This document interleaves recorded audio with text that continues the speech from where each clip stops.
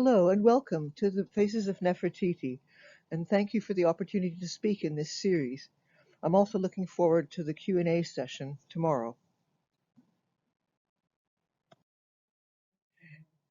I want to dedicate this talk to the memory of Professor Marcus Banks, visual anthropologist, fellow of Wilson, splendid colleague, and friend.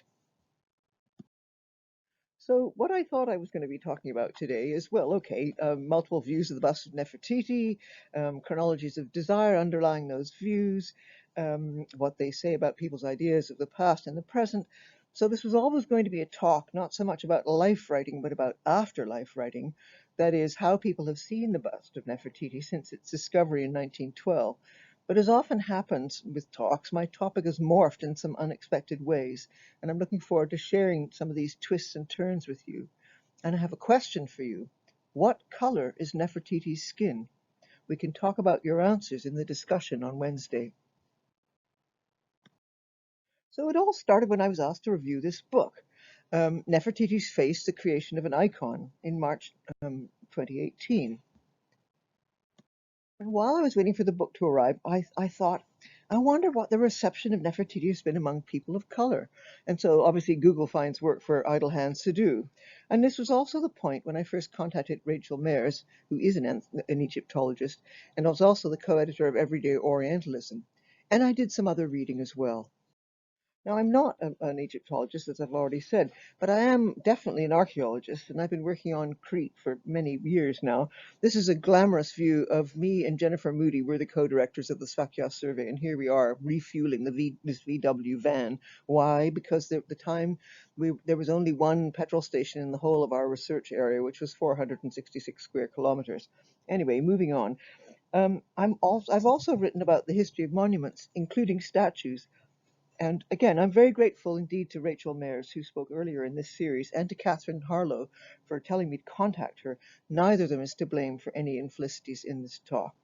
I have at least been to Egypt, and I have seen the Nefertiti bust in Berlin. So here are the major points and indeed the major sections of this talk. I want to talk about chronologies of desire, how we choose to see the past, what we choose to remember and when, and it is a choice, and also crucially what we choose to forget with some examples. I also want to talk about the discovery of the bust of Nefertiti in 1912 and how people were depicted in her time and the time of her husband Akhenaten. And then we'll move on to the reception of the bust of Nefertiti in the more recent past by three main groups of people. And then I want to talk about some issues in classical archaeology and classic, which I think are related. And then in my conclusions, I want to talk about the danger of unasked questions and the power of narrative. So my first example of a chronology of desire relates to the Athenian Acropolis. And remember, this is about what to remember and what to forget. So what you see here on the Acropolis, you see a tower towards the left sticking up. That's the Frankish tower, built in the medieval period. And then to the right of it is the Parthenon, the Temple of Athena. And inside the Parthenon, at one point, there was a mosque. This was built after the Ottoman conquest of Athens and the relevant part of Greece. And now this is the Acropolis the way it is now. And it is the way it is now was basically created in the 19th century after the foundation of the modern Greek state in 1821. And you can see at once that the Frankish tower isn't there anymore. And you can't see, but I'm here to tell you that the mosque inside the Parthenon is gone, totally gone. And so are any traces of the church that was, because the Parthenon was converted to a church. All those elements have gone. Why? What on earth is this about? Well, because at this point in Greek history, people had the chronology of desire that they wanted an unbroken link between the 5th century BC, the time of Pericles, the time of Greek glory, the time that everybody wanted to remember, and between that time and the 19th century when the modern Greek state was founded. And in order to do that, things had to be forgotten and in some cases removed, as in the case of the Frankish Tower and the mosque and even the church and a few other bits and pieces on the Acropolis. So now we're off to Afghanistan and we're looking at the giant Buddha in Bamiyan. You can see people between its 2 feet. in the picture here, which I took in 1978. So it was built in the 6th century and then destroyed in 2001 by the Taliban. They had a chronology of desire whereby they wanted to forget, and they wanted everybody else to forget, that Afghanistan had ever been anything other than Muslim. Now, the thing is, sometimes when you do things to monuments, like blow them up or otherwise destroy them, your attempts to create a new chronology of desire can backfire, because actually there weren't very many people in the world before 2001 who had any idea there'd ever been a Buddhist phase in Afghanistan, and now the whole world knows as a result of destroying the statue. Now, chronologies of desire can change at any point, and they can also change in the UK. So on the left here, we're in the city of Bristol, and this is the statue of Colston, who was a slave owner. And it was already very controversial, and various alterations had happened to it. This is one of them, the attachment of a red yarn ball and chain to his legs, so that you couldn't forget that he had been a slave owner. But that wasn't enough. There was huge controversy, and a long-lasting controversy over the presence of the statue in this part of Bristol, simply its presence at all. And so in the end, earlier this year, the statue was toppled, and it was thrown into the water, and from which it was retrieved. So now the question arises. We've got a new chronology of desire. We want, if not to forget slave owning, we don't want to display it in public spaces like this area of Bristol. So what's going to happen to this area now? And so in the interim, we have Jen Reid, a Black Lives Matter protester, standing on the Colston plinth. That's on the left there. And in the middle, we have a sort of interim phase. There's Jen Reid again, not standing on the ground this time. And behind her on the plinth is the statue of her by Mark Quinn, which has now been taken down. And so, the question remains, what is Bristol going to do with this space? What are they going to put in place of the Colston statue? And we don't know yet. I want you also to look at this statue of Millicent Fawcett, which was put up in Parliament Square in 2018. And there can be problems with totally new statues as well as old ones. There was a lot of controversy about, shock horror, having a statue of a woman in Parliament Square. So maybe there are some issues here with female power and agency. We shall come back to this later on. So now we're in Egypt, and we're looking on the left at a plan of Amarna. This was the new capital founded by Akhenaten during his reign and then abandoned at the end of it. So a whole new city on the banks of the Nile. You can see the Nile in blue there on the left. And then on the right is a plan of the sculptor Thutmose's workshop, and this is where the Nefertiti bust was found in 1912. And it's important to realize that she was abandoned when the city was abandoned. We think the bust is absolutely wonderful for all the reasons that we'll go into in a minute, but nobody thought that she was so special that they wanted to take her with them. So this is one of the sort of accidents of her discovery. She was there to be found because she was left behind. Now, Akhenaten was quite an innovator. I've already mentioned that he moved the capital to Amarna and built this whole new city. And he also had a strong view about ancient Egyptian religion, and he thought it ought to be more monotheistic than it had been before. And he especially venerated the Aten, a sort of combination of the sun and a source of energy. And in this relief here from the Great Palace at Amarna, you can see Akhenaten basking in the rays of the Aten. Behind him to the left, Nefertiti, and behind her, much even smaller, is one of their daughters. So certain conventions in Egyptian art remain in this relief, namely that the size of your figure depends on your position in the hierarchy, but other things have changed, and we'll look at that in more detail. So here's an example of how things changed in terms of artistic representations in this period. And this fragment of a wall painting is actually in the Ashmolean. So when the museum opens again, you can go and have a look at it if you haven't already seen it. We have two of the daughters of Nefertiti and Akhenaten, and they're actually seated at their parents' feet. Too complicated to explain where their parents actually are in this particular picture. But never mind. What I want you to look at is two things. They're very distorted skulls. They've been elongated, and this is very common in art in the time of Akhenaten. And also, look at their skin color, which is similar to the skin color of Nefertiti in the bust. That's sort of a reddish brownish color. So the normal way of representing people in Egyptian art had been to differentiate men and women by skin color. So women were pale and men were definitely reddish brown. So here's an example on the left, well before the time of Akhenaten in the 26th century BC, and on the right is an example from after his reign, where in both cases the women are pale and the men are red. So now I want to move on to the reception of Nefertiti by three main groups, or what color is Nefertiti's skin? Certainly the Today Show in the US has one view, and that is that Nefertiti's skin is white, or at least white enough. And basically, Tildesley, the author of the book Nefertiti's Face, The Creation of an Icon, she also does the same thing. Her discussion of Nefertiti's reception uses many, many examples of white people's views of her, but barely a hint that people who are black or brown might also be looking at her.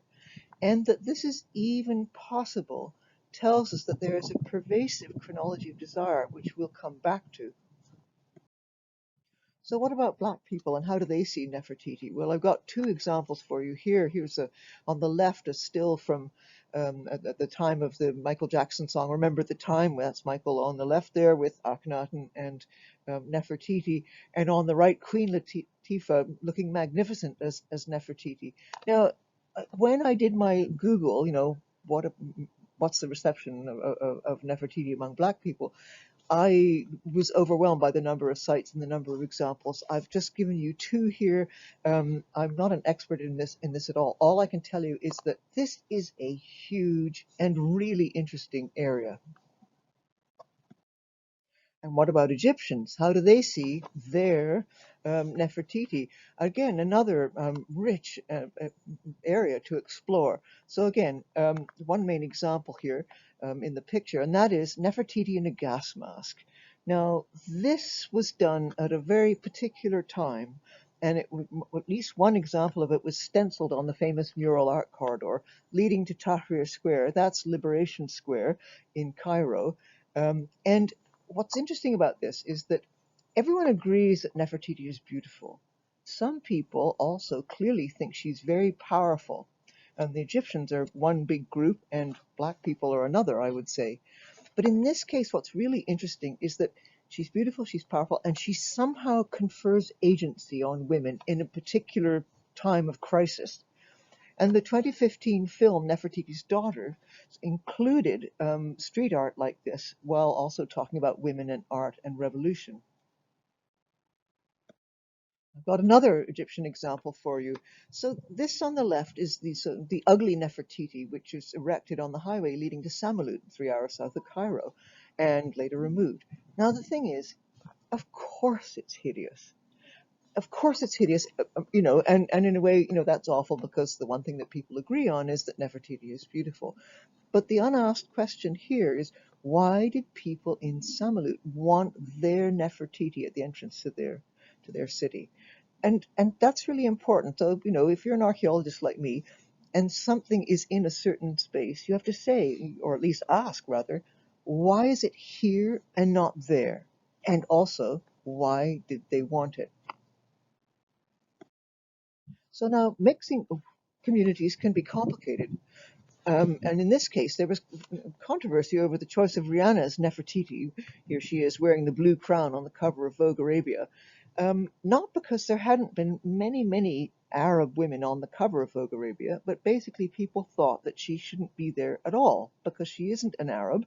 And, it was somehow all wrong. All right, now moving on to the ancient Greeks and difference. In this case, the differences are gender and race. And I want to look very briefly at skin color on Athenian painted pottery. So there are two main styles that we'll consider here. One is black figure, and the clue is in the name. These earlier painted pots had a red ground with human figures added, and the men were in black, and the women, or rather their flesh, was added in white. Now, Everley looked at this, and she suggested that women were somehow considered and just depicted as a different species.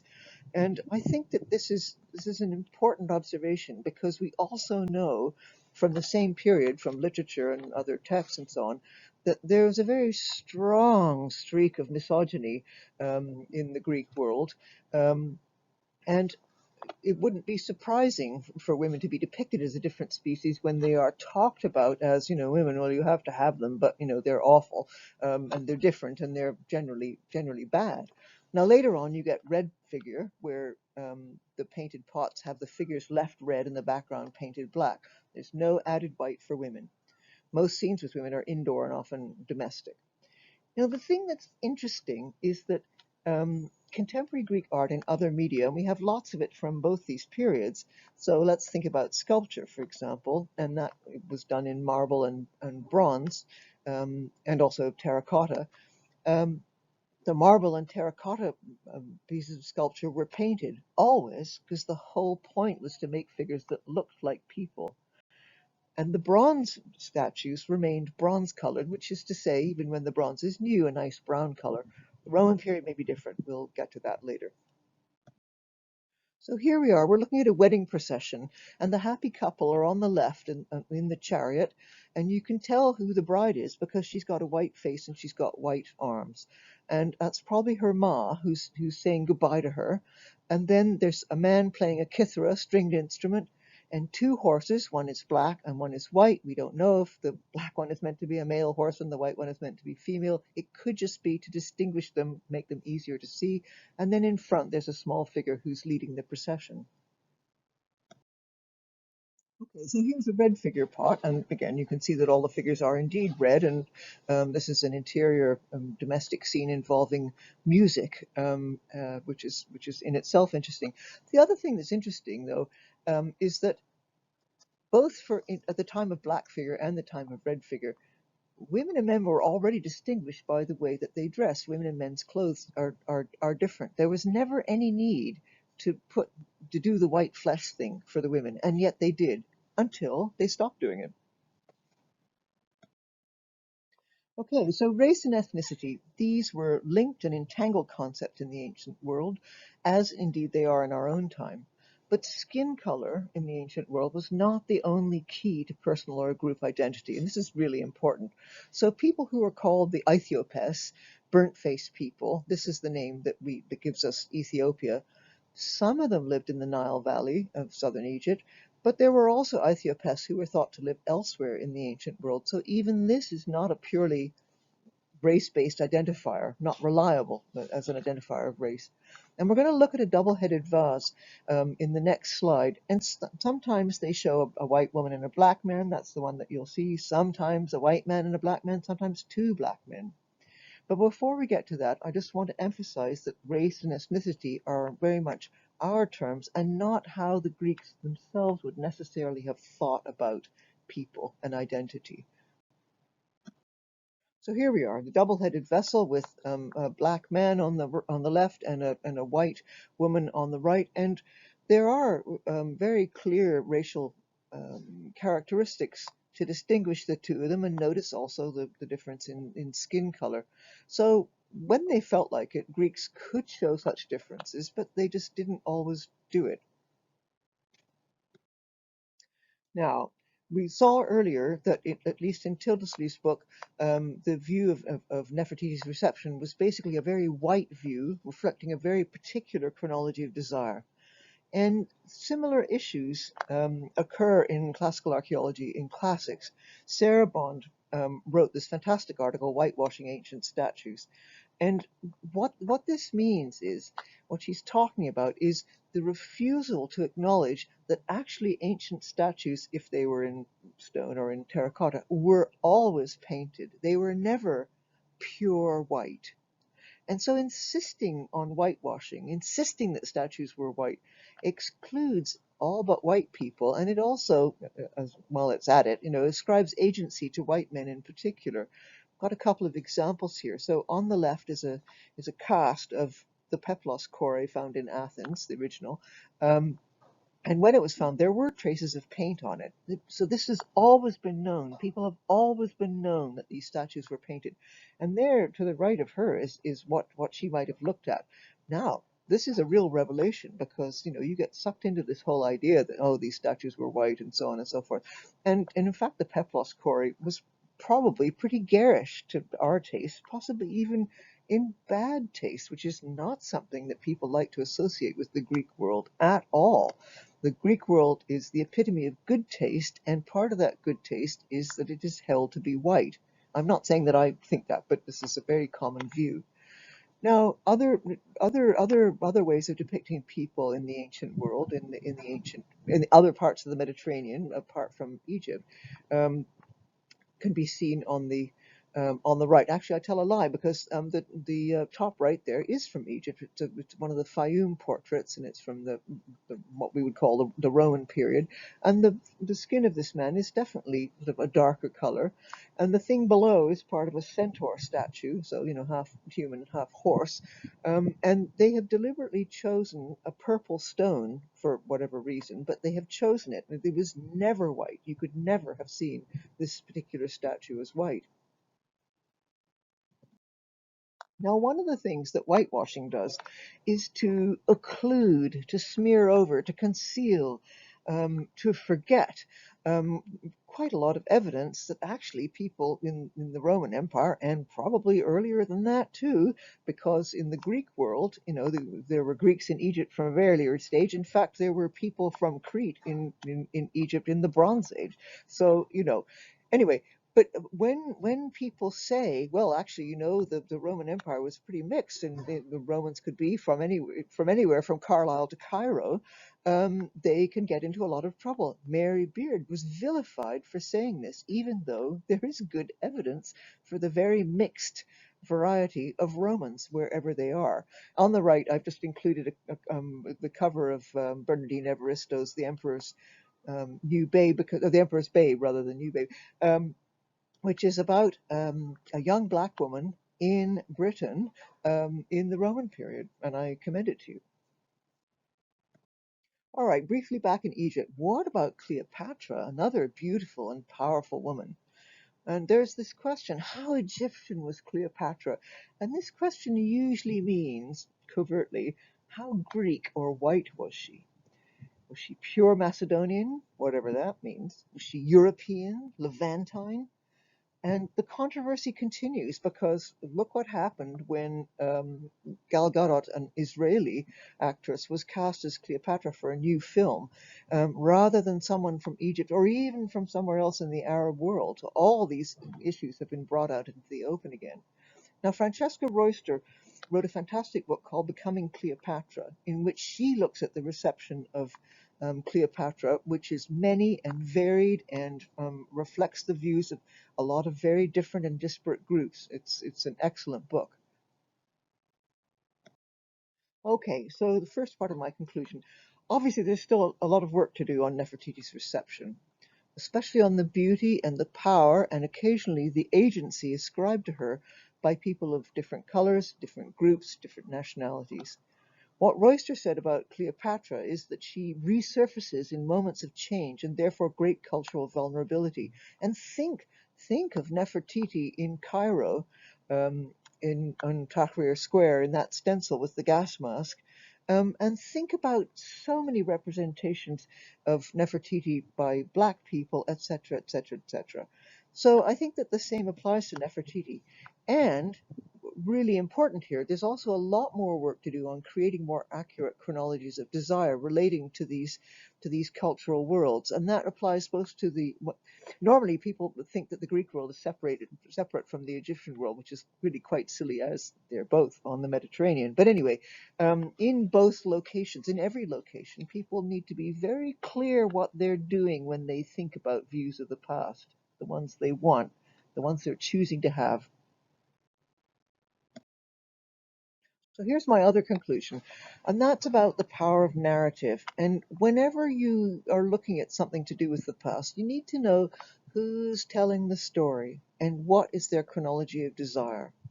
So that means what kind of story they're telling. Who's kept in, who's left out, who is suppressed, who's forgotten, who's concealed, who's occluded. Why are they telling the story? Because stories change depending on the kind of past that people want, and the kind of past that people want also changes, as we saw in Bristol with the statue of Colston and so on. Other thing to look at is who is the intended audience for the story? Because in some periods, certainly in classical archaeology and classics, the intended audience was very, very white because nobody else mattered. So, it was white people talking to other white people, and indeed, at various awful phases, it was white men talking mainly to white men.